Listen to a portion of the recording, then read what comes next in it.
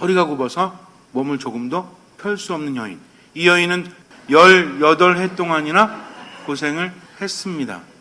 그런데 예수님께서 그 여인을 살려주시죠. 고쳐주십니다. 뭐라고 하십니까? 여인아, 너는 병에서 풀려났다라고 말씀하십니다. 이 말씀이 아주 기가 막혀요. 이제는 병에서 풀려났다는 거죠. 이 여인을 힘들게 했다는 것은 병마죠. 이 여인은 거기 사로잡혔습니다. 그런데 예수님께서는 그 병으로 인해서 해방되게 해주시는 분, 자유롭게 해주시는 분이라는 거죠. 그래서 여인은 이제 건강한 몸이 되었어요. 근데 문제는 뭐냐면 거기에 있는 회당장이 이것을 보고 못마땅해 합니다. 왜 못마땅해 하죠? 안식일에 그 병을 고쳐주었기 때문에. 근데 예수님께 직접 들이댈 수 있어요, 없어요? 분위기 보니까 직접 들이댈 수 없어가지고 승질을 딴 사람한테 내죠. 우리도 그렇잖아요. 예를 들어서 배우자한테 화났는데 누구한테 화풀이야? 애들한테. 뭐라 그래요? 지혜비하고 똑같아가지고 말이지. 이렇게 하면서 아이들에게 화풀이 할지도 몰라요. 근데 이거는 그래도 그나마 사랑은 있는 거죠. 하지만 이 회당장은 지금 무엇을 느낍니까? 왜 안식일에 해서는 안 된 일을 했는가? 라고 겉으로 말하지만 그 마음속에 무엇이 있는지 우리는 감으로 알 수 있어요, 없어요? 우리 보통 그러죠. 야, 어떻게 그럴 수 있어? 아니, 왜 그랬어? 라고 할 때는 어쩌면 하지 않을 일을 왜 했냐는 것보다는 마음속에 미움과 판단, 못마땅함이 있기 때문입니다. 만약에 이 사람이 조금 더 깊이 들여봤더라면, 물론 안식일에는 일을 하면 안 되죠? 절대 안 돼요. 하지만 안식일에 일을 하지 말라는 것은 그렇게 정해놓지 않으면 노예들이 쉴 수가 없기 때문에 안식일에 일을 하지 말라고, 그날은 거룩한 날이라고 정해놓은 거죠. 그러니 법을 보기보다는 그 법이 왜 세워졌는가? 이 법 안에 무엇이 있습니까? 사랑이라는 것이 있다는 거죠. 그래서 율법이라는 것은 사랑이 없으면 의미가 없다. 율법은 하느님께로부터 왔죠. 민법이 아니에요. 사람이 만든 것이 아닙니다. 그렇다면 왜 율법 안에는 사랑이 있어야 될까요? 사람을 살려야 되기 때문에. 물론 그러나 근본적으로 왜 율법이라는 것은 사랑을 담고 있습니까? 율법이 누구께로부터 왔기 때문에? 하느님께로부터 왔기 때문에. 하느님은 사랑이시기 때문에. 그러니까 하느님께로부터 온 모든 것은 무엇을 담고 있어야 된다? 사랑을 담고 있어야 된다. 그렇다면 우리도 하느님께로부터 나왔으니까 무엇을 담고 있어야 된다? 사랑을 담고 있어야 된다. 하느님의 모상이라는 것은 여러 가지 의미가 있지만 가장 큰 것은 사랑입니다. 내 마음속에 사랑이 없다면 나는 아무것도 아니에요. 하느님의 모상이라고 불리울 수조차 없다는 겁니다. 아무리 능력이 대단하다고 할지라도 사랑이 없다면 울리는 징과 같기 때문이죠. 우리는 이 말씀을 잘 알고 있죠? 아마 세례받지 않은 분들도 한 번쯤은 들어봤을 거예요. 그러나 중요한 것은 삶 안에서 그렇게 하고 있는가? 아침에 하느님께 감사하고 또 성당에 오면서 감사하고 세상을 바라보면서 사랑의 눈으로. 그럴 수도 있지. 물론 착각하면 안 돼요. 지켜야 될 것을 마음대로 어기면 된다는 겁니까? 그것이 아니라는 거죠. 예수님께서는 안식일을 어기신 것이 아니라 어떤 마음으로? 사랑의 마음으로 여인을 치유한 것뿐이에요. 그러니 겉으로 볼 때는 일을 한 것 같지만 그러나 중요한 것은 바로 그 율법이 세워진 근본적인 정신을 예수님께서는 지키셨다는 거죠. 이거를 회당장이 눈으로 볼 수 있어야 되는데 이 사람은 못 본 걸까요? 아니면 안 본 걸까요? 못 본 거예요? 아니면 안 본 거예요? 제가 말씀드리는 못 봤다는 것은 무엇입니까? 물론 못 봤다는 의미도 여러 가지가 있지만 못 본다는 것은 내가 보고 싶어도 볼 수 없는 거죠. 안 본다는 건 뭐예요? 볼 수 있는데 의도적으로 안 보는 거죠. 그럼 이 사람은 정말 예수님의 기적 행위에서 아무것도 보지 못했을까요? 율법이라는 것은 하느님께로부터 나왔기 때문에 지켜야 되죠. 기적이라는 것은 누구께로부터 나옵니까? 이 또한 하느님께로부터 나온다는 거죠. 예수님은 보여주지 않습니까? 사람들의 행동이야 헷갈릴 수밖에 없어요. 그러나 예수님의 행동은 기적을 담고 있기 때문에 아무나 할 수 없습니다. 그러니 그 기적의 의미를 알아들어야죠. 하지만 마음이 완고해서 그것을 바라보지 못해요. 겉으로는 왜 안식일에 해서는 안 될 일을 하느냐고 말하지만 그러나 이 마음속엔 뭐가 있어요? 빛이 있습니까? 어둠이 있죠. 왜? 무엇이 없기 때문에? 사랑이 없기 때문입니다. 그러다 보니까 모든 것들이 못마땅하죠. 이 사람의 표정이 어땠겠어요? 이 사람의 눈빛이 어땠겠습니까? 사람들 불러놓고 예수님께 말하지 못하지만 6날이나 있다. 그러니까 안식일은 지키고 언제 와라? 나머지 날에 와라. 라고 말하지만 그 속마음은 무엇입니까? 예수님이 못마땅해 죽겠는 거죠. 시기합니다. 질투합니다. 그런 마음을 우리가 느낄 수 있죠. 왜? 우리도 그러니까. 척 봐도 아는 거죠. 이렇게 나약한 것이 우리입니다. 예수님께서는 이 위선자들아 라고 말을 합니다. 너희도 안식일에는 소나 말을 풀어놓고 먹이지 않느냐? 이거 일이에요, 아니에요? 이것도 일입니다. 그럼 왜 하죠, 그거는? 얘들도 먹고 살아야 되니까. 그렇다면 일이라는 것은 예를 들어서 안 해도 되는데 하는 것들이 있죠. 돈을 벌기 위해서 일을 하거나 이런 것들은 하지 말아야 되지만 예수님은 지금 뭘 하셨어요? 사람을 살리기 위해서 그렇게 하셨다는 겁니다. 18해 동안이나 등이 굽어가지고 힘들었던 여인에게 안식일이 무슨 의미가 있습니까? 안식일은 뭐 하는 날이에요? 쉬는 날이죠. 편안하게 하느님 안에 머무는 거죠. 근데 이 여인은 어땠어요? 18해 동안이나 허리가 굽어가지고 펴지를 못합니다. 안식일에 쉴 수 있겠어요? 그럼 이 여인에게 안식일은 어떤 것입니까? 등 굽어가지고 아무 일도 하지 않고 이렇게 누워있는 거예요? 아니면 등 펴고 편히 있는 겁니까? 그렇죠. 누가 진정한 안식일을 지낸 것이죠? 바로 이 여인이 등을 펴고 치유를 받았기 때문에 안식일에 쉴 수 있었던 거죠. 하느님께서는 이렇게 사람들에게 안식일을 주셨습니다. 예수님도 그 여인에게 안식일을 주셨다는 거죠. 그런데 마음속에 빛이 없으니까 자꾸만 어둠으로 세상을 바라보고 있죠. 그러면서도 깨닫지 못합니다. 정말 중요한 것은 사랑이라는 것이 내 안에 가득 차게 되면 그 다음부터는 하느님 안에서 모든 것을 바라보게 돼요.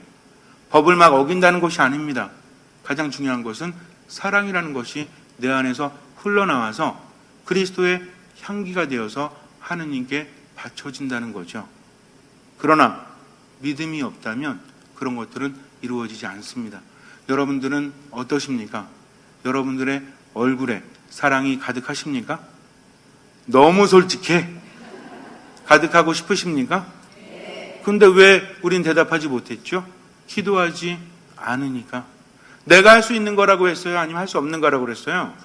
사랑한다는 게 쉬워요? 어제도 말씀드렸지만 사랑하는 거 무지하게 어려워요. 그러나 중요한 것은 내가 할 수 없기 때문에 하느님께 의탁하는 겁니다. 마음속에 빛이 가득하면 이 빛이 나온다고 그랬죠? 내가 할 수 있는 것이 아니라 그렇다면 빛이 나오게 하려면 내 마음에 어떻게 해야 돼요? 빛을 내 안에 모셔야 합니다. 그러면 저절로 흘러나올 수밖에 없죠. 마찬가지 여러분들 밤에 그 랜턴이죠, 랜턴? 이거 주머니에 넣고 한번 켜보세요. 빛이 흘러나옵니까, 안 흘러나옵니까? 그렇다고 또 옷 한 5개 껴입고 안에다 이렇게 켜는 이거 말고 그냥 주머니에 넣고 이렇게 불 켜면은 빛이 새어 나오죠? 이거 왜 그래요? 안에 빛이 있기 때문입니다. 우리 안에 빛이 있다면 이 빛이 겉으로 새어 나올 수밖에 없어요. 주머니에 향기가 가득한 꿀을 담고 있다면 이 꿀 냄새가 풍깁니까, 안 풍깁니까? 우리도 그렇잖아요. 차 타고 갈 때 김치 이렇게 넣어갖고 가면 어때요? 아무리 밀봉해도 냄새가 장난 아니죠? 근데 꽃 같은 거 싣고 오면 어때요? 차 안에도 꽃향기가 나지 않습니까? 이거 어쩔 수 없다는 거죠. 그러니까 내 안에 주님을 모시기만 하면 그 다음부터 내가 즐겁죠? 왜? 눈으로 볼 때도 사랑스럽기 때문에 더 이상 트집을 잡지 않고 꼬투리를 잡지 않고 못마땅함이 없기 때문입니다. 누가 더 자유롭습니까? 오늘 복음을 보면요. 여인은 18해 동안이나 허리가 굽었다가 진정으로 안식일을 만났죠. 누구를 만났기 때문에? 예수님을 만났기 때문에. 근데 회당장은 어땠어요? 평상시에는 이 사람이 편안했을까요? 그렇지 않죠. 속에 어둠이 있는데 어찌 편안할 수 있겠습니까? 그러나 이 사람은 눈앞에 있는 누굴 못 알아봤어요? 안식일을 쉬게 하시는 치유자를 알아보지 못하니까 그대로 자기 마음에 있는 것을 드러내지 않습니까? 분노하고 못마땅해 하죠. 그러니까 주님께 치유받지 못해요. 믿음이라는 것은 온전히 맡기는 것입니다. 예수님이 이런 분이세요. 나에게 무엇을 주신다? 평화를 주시고 쉼을 주시고 기쁨을 주시는 분이다. 그러니 나도 그분 안에 머물러야 되겠다. 머물다 보면 그분의 사랑이 내 안에 가득 차게 되고 이것이 어디로 나온다? 1단계는 눈으로 나온다. 사랑이라는 것은 우리 눈 안에 있어요. 그리고 어디로 나온다? 코로 나온다. 근데 이거는 뭐 어떻게 나오는지 모르겠어요. 그리고 입으로 나온다. 그래서 사랑스러운 눈빛으로 보니까 누가 잘못해도 어때요? 이쁘질 않죠. 이쁜 정도의 단계가 되면은 그분은 성인이고, 그래, 그럴 수도 있지 뭐. 나도 실수하는데. 입으로는 어때요? 입으로는 다른 사람에 대해서 칭찬하고 뭔가 비난하지 않죠. 근데 마음속에 어둠이 꽉 차게 되면 불안하고 두렵기 때문에 이걸 자꾸 꺼집어내고 싶어요. 그래서 다른 사람에 대한 도구로 나옵니다. 그래서 욕하고 험담하고 못마땅해 하고, 자기만 그런 게 아니라 남을 죄짓게 하죠. 있잖아 그 사람이 이랬잖아, 아이고 어떻게 그래 하면서 험담해요, 안 해요? 험담하죠. 의기투합해가지고 재밌잖아요. 남 씹는 거. 안주 없어도 씹으면서 계속 마실 수 있죠. 근데 그리고 나서 어때? 이 안에 있는 독이 빠져나오면 후련해져야 되는데 독이 더 커져요. 그러니 혼자 있으면 기쁨을 느낄까요? 공허함을 느낄까요? 아, 나 또 왜 그랬지? 라는 생각이 들어요. 왜? 하느님이 나를 떠나시기 때문입니다. 누가 웃어요? 사탄이 웃어요. 성공했구나. 이제 저 마음속에 하느님이 안 계시는구나. 그러니 삶이 공허해지고 우울할 수밖에 없죠. 그러면서 도끼에 차서 또 다른 사람을 공격합니다. 이러면 돼요, 안 돼요?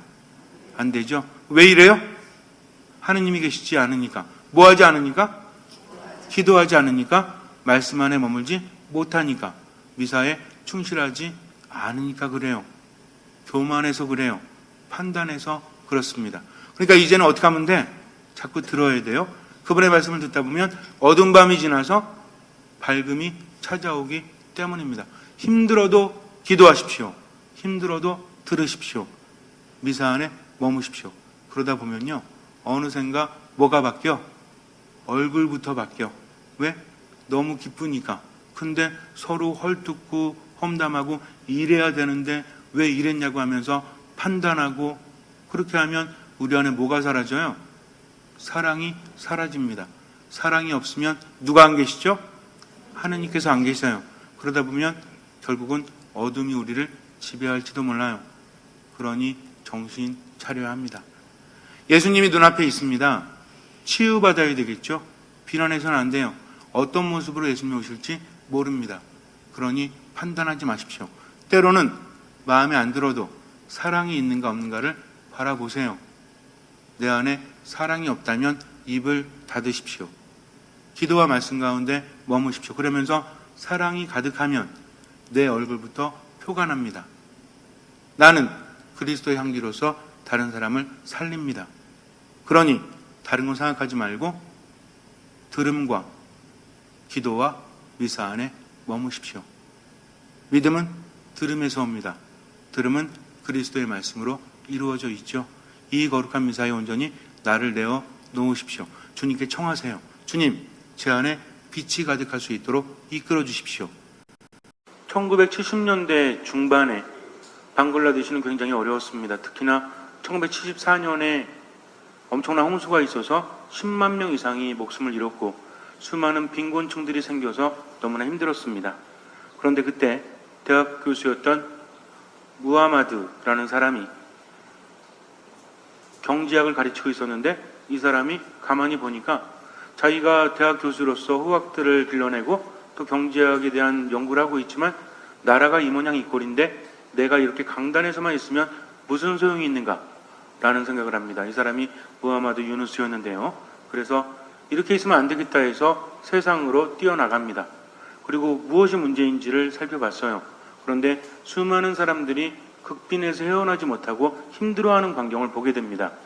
그 이유를 연구해 보니까 우리가 보통 가난은 나라님도 구제하지 못한다는 말이 있죠. 그래서 어느 시대나 가난한 사람들 제대로 구제하는 사람들은 별로 없었어요. 아무리 대단한 왕이나 대통령도 그러했습니다. 근데 이 사람이 보니까 사람들이 게을러서 먹고 살지 못하는 것이 아니라 사회 구조가 그러했다는 거죠. 왜냐하면 극빈자들 중에 대부분은 대나무로 의자를 만들어서 팔면서 삶을 살아갔습니다. 그런데 하루 종일 만들어봤자 한 개 이상을 만들 수가 없었어요. 그래서 하나를 만들어서 파는데 문제는 자본이 없으니까 돈을 빌려야 되는데 돈을 빌리지 못하고 고리대금업자들에게 돈을 빌렸다는 거죠. 그래서 이 사람은 이제 은행으로 갔어요. 그래서 왜 가난한 사람들에게 돈을 빌려주지 않습니까? 그랬더니 은행에서 말하기를 담보가 없기 때문에 대출을 해줄 수가 없습니다. 라고 말해요. 그렇다면 신용대출을 해주면 되지 않습니까?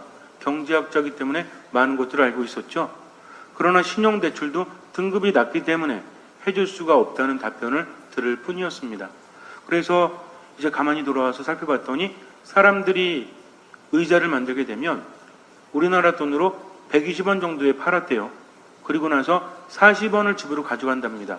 왜 그런 거 했더니 나머지 80원에 해당되는 것을 고리대금업자들이 뜯어갔다는 거죠. 그러니까 대나무 의자를 만들기 위해서 대나무를 사고 기구들을 사야 되는데 돈이 없으니까 돈을 빌릴 수밖에 없는데 그 업자들이 우선은 하루에 10%의 이자율을 물렸대요. 1년에 10%도 아니고 하루에 10%라는 거죠. 엄청나지 않습니까? 그리고 나서 자기들이 소개해 주는 곳에 자기들이 원하는 가격으로 그 의자를 팔게 했다는 거죠. 그러니까 제값도 받지 못하고 자기들이 벌어가는 것에 대부분을 빼앗기고 나니까 집에 가서 먹고 살기도 빠듯하니까 어때요? 이런 악순환이 반복될 수밖에 없었다는 겁니다. 그래서 이걸 좀 없애야 되겠다라는 생각을 했어요. 그래서 사람들을 모아놓고 봤더니 40명 정도가 그때 당시 돈으로 127달러인가? 요게 없어가지고 극빈에서 벗어나지 못했다는 거죠. 그래서 120달러 이 사람들에게 줘봤어요. 그리고 어떻게 하나 봤더니 사람들이 돈을 다 갖고 그 다음부터는 수입을 10배 이상 올렸다고 합니다. 자기들이 원하는 가격으로 자기들이 원하는 곳에 판매할 수 있었기 때문이죠. 그렇게 보니까는 이 구조가 완전히 악덕 고리대금 업자들만 살찌우는 구조로 되어 있으니까 특히나 사람들 중에서도 여성들의 삶은 차마 눈뜨고 바라볼 수가 없었답니다. 그래서 이제 제자들을 모아서 정보를 수집하고 사람들을 모아서 1976년에 이 사람이 실험은행을 만듭니다. 그리고 나서 사람들에게 대출을 해줘요. 근데 대출의 조건이 뭐였냐면 극빈자들, 그러니까 하위 25%에 해당되는 사람들에게 대출을 해줍니다. 이것이 그라민은행 설립 프로젝트예요. 그래서 이제 3년 동안 시행을 해본 결과 500가구가 극빈에서 벗어날 수 있었다고 합니다. 나라도 구제하지 못하는 그런 가난을 극빈에서 500가구를 3년 만에 구제했으니 비전이 보이는 거죠. 그래서 이제 이 사람이 은행을 정식으로 설립을 하게 됩니다. 주변에서 많은 사람들이 반대를 했어요. 그게 말이 되냐고. 더군다나 가진 것이 없는 사람들이 배째라식으로 모든 돈을 갚지 않으면 어떡할 거냐고. 그래도 이 사람은 될 수 있을 거라고 말합니다. 저명한 학자들도 주변의 가족들조차도 이 사람을 지지하지 않았어요. 그러나 이 사람은 그렇게 시작을 합니다. 그래서 마이크로 크레딧이라는 대출 제도를 도입하게 됩니다. 이게 뭐냐면 아주 극빈자들에게 돈을 빌려주긴 하는데 그 돈을 150달러 미만으로 제한하는 거죠. 그런데 여기에는 조건이 있어요. 뭐냐면 자신과 처지가 비슷한 5명을 모아야만 대출을 해줄 수가 있다는 겁니다. 우리가 생각할 때 5명이 있다. 이 사람들은 보증을 쓰는 것인가? 이게 아니에요. 보증이 아니라 연대로 5명이 모이면 돈을 빌려줄 수 있다는 거죠. 그럼 여러분들 생각에 5명을 모으기가 쉬울 것 같아요? 어려울 것 같아요? 쉽죠? 왜? 돈을 끌려고 하는 사람들이 한둘이겠습니까? 어디 나가서 5명 모으는 거는 대수도 아니죠. 그런데 그로부터 10년이 흘렀을 때 1993년에는 사람들이 대부분 100% 가깝게 99%의 이자 상환율, 그러니까 원금까지 합해서 상환을 했다는 거죠. 놀라지 않을 수가 없었어요. 아니 어떻게 그 사람들이 그렇게 많이 돈을 갚을 수 있었을까? 그런데 여기에는 규칙이 하나 있었습니다. 뭐냐면 5명이 모여서 대출을 받죠. 그리고 나서 정해진 기한까지 5명이 모두 다 갚게 되면 더 많은 돈을 대출을 받을 수 있습니다. 그러니까 연대 책임을 짓는 거죠. 한 사람이라도 빚을 갚지 못하면 나머지 사람들도 더 많은 것을 빌릴 수가 없어요. 그러니까 늘 150달러까지는 빌릴 수 있지만 그 이상을 빌릴 수가 없지만 5명이 다 갚게 되면 200달러, 300달러까지도 받을 수가 있었다는 거죠. 그러니 사람들이 어떻겠습니까? 여러분들은 인간을 믿으십니까? 믿지 않으십니까? 어쩌면 세상이 흐를수록 자꾸만 불신풍조가 만연되기 때문에 우리가 사랑을 믿지 못하지만 우리도 사람이죠. 누군가 나를 믿어주지 못하면 얼마나 슬픕니까? 그런데 놀랍게도 98% 이상의 상환율을 보였다는 것은 기적과도 같았다는 거죠. 그렇게 2005년도에는 이제 보니까 전국에 2180개가 넘는 지점이 생기고요. 그때에도 상환율이 99%가 넘었대요. 그리고 직원만 11,800명이 넘었다고 합니다. 그리고 전 세계적으로 37개국에 이게 퍼져나가기 시작했대요. 우리나라에는 있을까요? 없을까요? 우리나라에도 있대요. 그래서 제가 어제 홈페이지 들어가 봤더니 좀 길어요. 은행 이름이. 여기도 마찬가지입니다. 학자금이라든지 뭐 여러 가지 필요한 돈을 가난한 사람들은 받을 수 있다는 거죠. 한마디로 신용대출할 수 있는데 그 조건은 딱 한 가지입니다. 가난해야만 받을 수 있다라는 거죠. 그래서 그라민 은행이라는 것은 원래 그라민이라는 뜻이 방글라데시 말로 마을, 고을 이런 뜻이래요. 우리나라 말로 번역하면 뭐예요? 마을 은행, 고을 은행 이런 거죠. 그런데 놀랍게도 전 세계로 퍼져나가고 있다고 합니다. 거기에서는 사람들을 교육시키기 위해서 16가지 이제 권장사항을 사람들에게 배포를 합니다. 안 지켜도 되지만 이것을 지키면 참 좋겠다고 많은 사람들이 이것을 지킨다는 거죠. 16가지 그 사항을 보면 우선은 이렇게 뭐라고 할까, 삶이 나아질 수 있는 교육을 중시하고 또 남의 어려움을 지나가지 말고 이런 식으로 이제 그리고 이제 뭐 채소 같은 걸 많이 길러서 먹고 난 나머지를 팔고 이렇게 하면서 일상생활 소소한 것까지도 이제 낭비하지 않는 그런 계몽을 하고 있다는 거죠. 여기에서는 이제 그라민폰, 그러니까는 가난한 사람들만 쓸 수 있는 그 휴대폰 있죠? 이 사업도 한대요. 그래서 아주 저렴한 가격에 사람들이 공급해 준다고 합니다. 그라민 단홍도 한대요. 그러니까 어떤 사회적인 기업으로서 기여도 하면서 지금 순이익을 굉장히 많이 내면서 그렇게 사람들을 도와주면서 아직도 진행이 되고 있다는 거죠. 2006년도에 무하마드 유누스는 노벨 평화상을 수상합니다. 왜냐하면 많은 사람들을 가난해서 구제했기 때문이죠. 어떻게 생각하십니까? 한 사람의 생각이 정말 다른 사람들은 말도 안 된다고 생각했지만 그 사람의 생각이 세상을 바꿔놓지 않았습니까? 수혜를 입은 사람들뿐만 아니라 그래서 거기에서 제가 재작년인가 거기에 보고서를 봤더니 780만 명인가? 그 중에서 68% 이상이 가난에서 벗어났대요. 참으로 놀랍지 않습니까?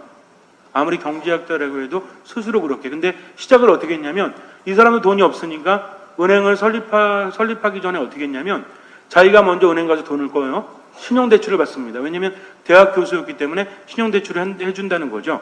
이걸 가지고 가난한 사람들에게 다시 꿔주는 형식으로 처음에는 시작을 했대요. 지금도 거기 마찬가지로 순수한 예금 이자로만 그렇게 버티다가 요즘에는 사업도 한대요.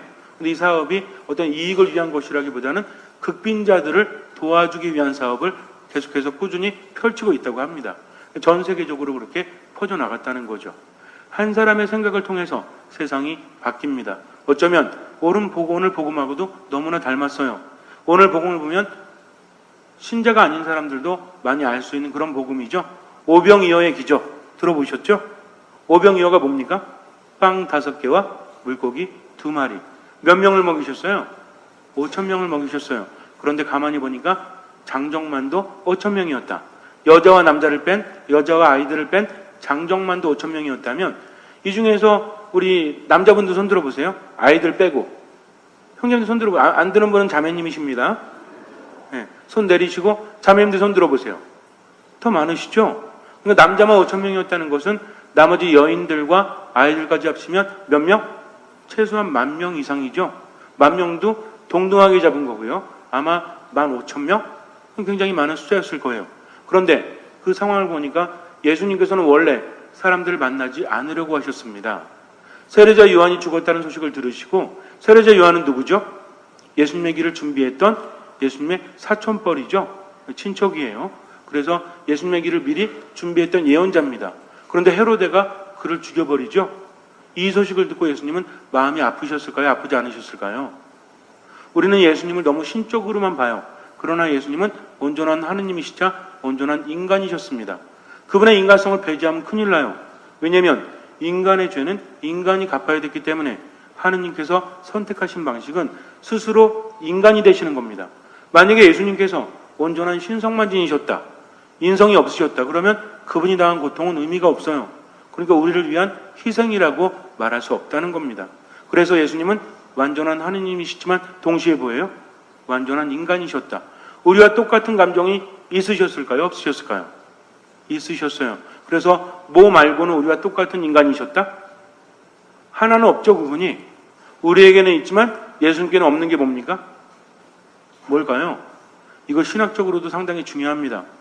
그분은 모든 사람의 죄를 대신 대속하신 거죠. 그러니까 뭐가 없어야 돼요? 뭐가 없어야 되죠? 모든 사람의 죄를 대신 짊어지기 위해서는 자기 자신은 뭐가 없어야 돼요? 죄가 없어야 돼요. 그래서 예수님께서는 죄 말고는 모든 면에서 인간과 똑같으셨다는 거죠. 그래서 세례자 요한의 죽음을 들으시고 그분은 외딴 곳으로 가십니다. 오늘 복음에 나오고 있죠. 그런데 사람들은 기가 막히게 알았어요. 그래서 그분의 상태가 어떠하든지 간에 상관없고 몰려듭니다. 몰려드니까 예수님께서 어떻게 하셨어요? 마음도 심란한데 몰려든 사람들 다 내쫓으셨어요?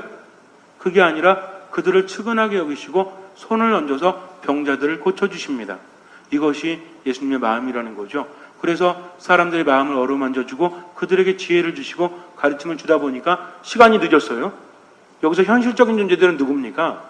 예수님의 제자들이었죠. 날도 이미 저물었고 외딴 곳이니까 저녁을 먹어야 되잖아요. 근데 예수님은 끝내지 않으시고 계속할 것 같으니까 와서 뭐라고 합니까? 지금 여기는 외딴 곳이고 날도 저물었으니까 돌려보내셔서 각자 저녁을 사 먹도록 하시지요 라고 말합니다. 이거는 어떻게 본다면 이제 시간도 늦었잖아요. 그러니까 그만하시죠. 사람들 어떻게 해줄 수도 없지 않습니까? 이렇게 얘기했더니 예수님께서 뭐라고 하십니까? 돌려보낼 필요 없다. 너희가 먹을 것을 주어라. 기가 막혔을까요? 안 막혔을까요? 장정만도 5,000명입니다. 굉장히 많은 수인데 제자들이 그들을 먹일 돈이 있었을까요? 오늘 대답을 보면 참 기가 막히죠. 저희에게는 빵 5개와 물고기 2마리가 전부입니다. 이 말에는 어떤 말이 숨겨져 있죠? 그런데 저 사람들을 먹이라고요? 기가 막히지 않습니까? 모르셔도 너무 모르시지. 지금 예수님과 제자들이 가진 것이라고는 요것뿐이 없으니까 예수님과 제자들조차도 먹을 거리가 안 돼요. 왜냐하면 몇 명이기 때문에. 예수님 플러스 제자들 그럼 몇 명이죠? 13명이죠? 설마 이것도 모르실까 봐 가슴이 조마조마했어요. 자, 그런데 13명이 먹기에 빵 5개와 물고기 2마리면 충분할까요? 다 남자들인데? 우리 자매님들이야 뭐 이슬 먹고 사시니까 조금 먹겠지만 남자들은 그렇지 않거든요. 그러니까 남자들에게도 이것은 적은 거였어요. 근데 5,000명이 넘는 인원을 먹이라니 기가 막히죠. 그래서 빵 5개와 물고기 2마리뿐이 없다고 했지만 이건 무슨 얘기예요? 먹일 수가 없습니다. 라고 이야기하는 겁니다. 그랬더니 예수님께서는 빵 5개와 물고기 2마리를 받아 드시고 어떻게 하시죠? 하늘을 우러러 하느님께 찬미의 기도를 드리십니다. 그러니까 이 일용할 양식에 대해서 하느님께 감사하고 있다는 거죠. 빵 5개와 물고기 2마리, 사람들은 최소한 10,000명이 넘는데 그걸 가지고 감사한다는 것은, 이것은 정상적입니까? 정상적이지 않습니까? 정상적이지 않아요. 그런데도 주님께서는 하늘을 우러러 찬미를 드리신 다음 사람들에게 나누어 주라고 하십니다. 제자들이 예수님이 시키니까 어쩔 수 없이 하죠. 결과는 어땠어요? 모든 사람들이 배불리 먹고도 남은 빵 조각을 모았더니 12광주리에 가득 찼다라고 우리에게 전해주고 있습니다. 예수님은 이런 분이세요. 우리가 예수님을 미라클 메이커라고 하죠. 기적을 일으키시는 분. 그러나 그분의 기적은 무엇 때문입니까? 우리에 대한 사랑 때문이라는 거죠. 하느님은 전지전능하십니다. 우리가 원하는 대로 원할 때마다 기적을 행했으면 좋겠지만 그분의 기적의 반론은 바로 우리에 대한 사랑 때문이라는 거죠. 사람들을 놀라기 위한 것도 아니에요. 당신을 과시하기 위한 것도 아닙니다. 모든 치유 기적과 모든 기적은 인간을 사랑하시기 때문이죠. 그러니까 의미 없는 기적은 일으키지 않습니다. 비록 빵 5개와 물고기 2마리였지만 하느님께서는 인간에게 불가능한 일을 하신다는 거죠. 그 이유는 무엇입니까? 인간이 잘나서가 아니라 하느님께서 인간을 사랑하셨기 때문에. 오늘 저희 독서에서 로마서를 통해서 사도 바울은 뭐라고 합니까? 그 무엇이 우리를 하느님의 사랑에서 떼어놓을 수 있겠습니까? 아무것도 떼어놓을 수 없다는 거죠. 아주 기가 막힌 말을 합니다. 환난입니까? 역경입니까? 박해입니까? 굶주림입니까? 헐벗음입니까? 위험입니까? 칼입니까? 그러면서 우리를 사랑해 주신 분의 도움에 힘입어 이 모든 것을 이겨내고도 남습니다라고 그래요. 그러니까 우리 힘으로 이겨내는 것이 아니라 무엇으로? 그분의 도우심으로 이겨낼 수 있다는 거죠. 나는 보잘것 없어요. 나는 능력이 없습니다. 나는 내세울 것이 없어요. 그러나 믿는 구석이 있기 때문에 절대로 절망하지 않는다는 거죠. 그분의 도우심이 있다면 우리는 불가능함도 가능하게 만들기 때문입니다. 믿음이 없는 사람들도 자기의 소신을 갖고 최선을 다했을 때는 세상을 바꾸는 기적을 일으키기도 해요. 그러나 우리에겐 누가 계십니까? 예수님께서 함께 하신다는 거죠. 우리를 너무나 사랑하시는 그분께서 우리를 통해서 기적을 행하십니다. 문제는 뭡니까? 기적이라는 것이 하느님께로부터 오지만 믿음을 두지 않으니까 기적은 일어나지 않죠. 절망하는 사람에게서 절대로 기적의 꽃은 피지 않습니다. 희망을 갖는 사람, 아무리 죽음 앞에 서 있다고 할지라도 희망을 간직한 사람은 반드시 기적을 일으킬 수 있다는 거죠. 왜? 그분의 도우심이 있기 때문입니다. 나는 확신합니다. 죽음도, 삶도, 천사도, 권세도, 현재의 것도, 미래의 것도, 권능도, 저 높은 곳도, 저 깊은 곳도, 그 밖에 어떠한 피조물도 우리 주 그리스도 예수님에게서 드러난 하나님의 사랑에서 우리를 떼어놓을 수 없습니다라고 고백합니다. 하느님께서 우리를 너무나 사랑하세요. 우리가 비록 죄를 지었다고 할지라도 하느님은 우리를 버리지 않으십니다. 문제는 뭐냐면 내가 포기하기 때문에 내 집안 환경이 이러니까 나아질 수 없겠지. 나는 머리가 나쁘니까, 나는 능력이 없으니까, 우리 집안이 원래 이 모양 이 꼴이니까 하면서 절망하는 사람은 믿음을 갖지 않죠. 그러나 믿음을 갖는 사람은 절대로 절망하지 않죠. 무엇을 갖습니까? 희망을 갖습니다. 그 희망은 우리를 부끄럽게 하지 않는다는 거죠. 분명히 명심하십시오. 내가 잘나서가 아니라 나를 너무나 사랑하시는 그리스도의 사랑 때문입니다. 여러분들은 어떠하십니까? 성당에 와서 말씀을 듣고 이 말씀을 통해서 믿음의 씨앗이 뿌리를 내립니까? 아니면 아무 생각 없이 자리에 앉아 계십니까? 그분의 말씀이 우리 안에 내릴 때 이미 기적은 시작되죠. 내가 믿지 못하니까 우울함에 빠져서, 내가 믿지 못하니까 분노와 미움에 휩싸여서 믿음의 삶을 살지 못하니까 기적은 일어나지 않습니다. 그러나 주님께 믿음을 두는 사람은 온전히 믿고 나머지는 주님께 맡기고 지금의 삶에 최선을 다하죠. 믿음이 있는 사람과 없는 사람은 달라요. 없는 사람은 자기의 꿈 때문에 어떤 자기가 기댈 만한 곳이 있기 때문에 힘을 내지만, 믿는 사람은 인간적인 모든 것들이 허물어진다고 할지라도 누구에게 희망을 둬요? 하느님께 희망을 둡니다. 그러니까 뭐합니까? 절망하지 않고 기도하는 거죠. 말씀 안에 머뭅니다. 주일이 되면 하느님은 삶의 첫자리에 두고 이 미사에 온전히 머물죠. 그러니까 하느님께서 함께 하시고 하느님이 계신 곳에 무엇이 일어나죠?